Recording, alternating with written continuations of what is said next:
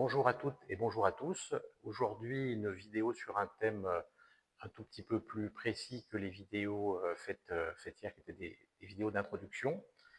Je vous reçois aujourd'hui dans la salle de travail où je donne mes stages à Castel-et-Besnac en Périgord noir. Il y a quelques jours, je parlais avec une amie qui évoquait le fait que même celui qui est en chemin spirituel gardait une part d'ombre. Elle a parfaitement raison. Cette discussion m'a inspiré en méditation et c'est ce que j'ai vu en méditation que je voudrais partager avec vous aujourd'hui. En fait, en faisant cette méditation, j'ai vu à l'intérieur de nous un piano et toutes les touches d'un piano. Et nous avons en nous cette multitude de touches de piano.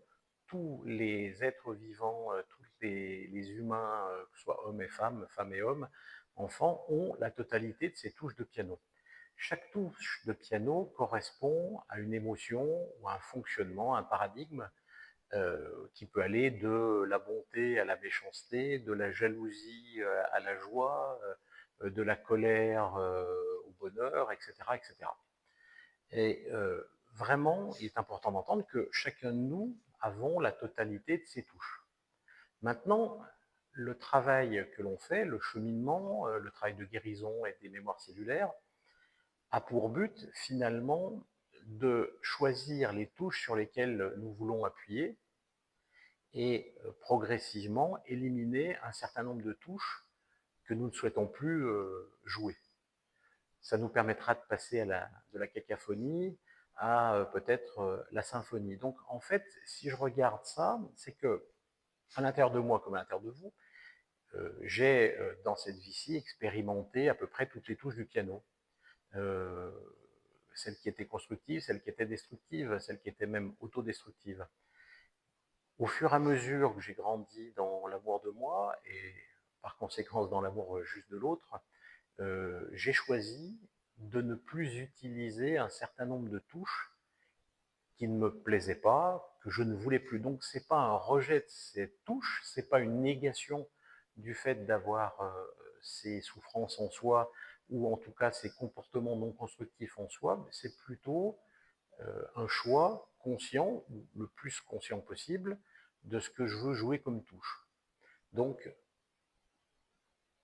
à chacun de nous de se dire à chaque instant sur quelle touche je veux appuyer. Oui, il y a ces touches-là dans un coin du piano, je les vois, mais je ne veux plus les actionner, je ne veux plus qu'elles viennent perturber ma vie, qu'elles viennent influencer mon quotidien, etc., etc. Alors, pour jouer le moins possible certaines notes que l'on ne veut plus, d'abord c'est prendre conscience de leur existence, et puis derrière, c'est de prendre un temps pour ne pas être régulièrement dans la réaction. Comme vous le savez, c'est souvent quand on est en réaction que l'on actionne les touches du piano que l'on ne voudrait plus, que ce soit la colère, etc.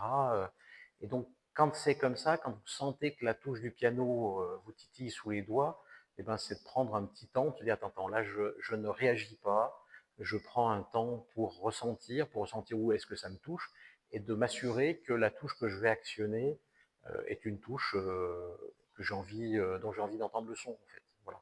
J'espère que cette image va vous aider, comme elle m'aide bien, c'est-à-dire vraiment de me dire, là, je n'ai pas envie de jouer ça, je vais faire un effort, et puis bien sûr derrière de dire bah, quelle blessure fait écho en moi et me pousse à jouer une touche que je ne voudrais plus. Et en fait, finalement, l'identification de la blessure va permettre un cheminement vers la guérison de cette blessure, donc par la prise de conscience et puis par le nettoyage énergétique, mais ça, ce sont d'autres sujets. Donc, ma suggestion à partir d'aujourd'hui, c'est prenez conscience de la totalité des touches de votre piano, et puis ensuite, faites le choix des touches que vous voulez actionner, de celles que vous ne voulez pas. Et vraiment, aller vers une symphonie. Je pense que le son va être plus agréable si on joue très régulièrement des notes qui sont constructives, des notes qui sont aimantes pour nous et pour les autres. Voilà, j'espère une image qui va vous parler.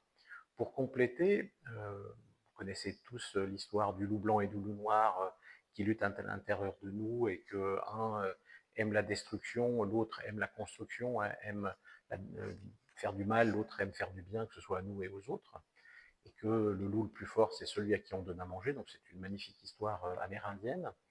Et pour vous imaginer ça aussi, pour moi, ma part, mon loup noir, je le vois, mais je ne le fixe pas. C'est-à-dire comme si c'était quelque chose, un objet qui est dans mon champ de vision. Là, je suis focalisé sur la caméra et sur le spot qui m'éblouit un petit peu.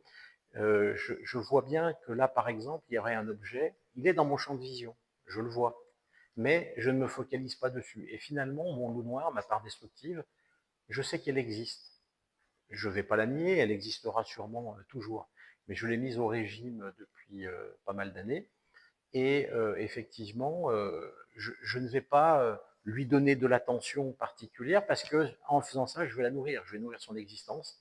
Un peu comme dans le judo, si on donne de la résistance à l'adversaire, finalement, on va le muscler au lieu de l'affaiblir.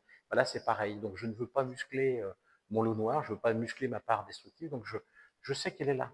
Je ne la nie pas, elle existe. Je peux même lui donner un peu de tendresse, mais par contre, je ne veux plus lui donner ni d'attention, ni de pouvoir. Je ne veux pas qu'elle dirige ma vie. Voilà. J'espère que cette courte vidéo vous aura parlé et vous aidera. Et puis, à très bientôt pour la suite.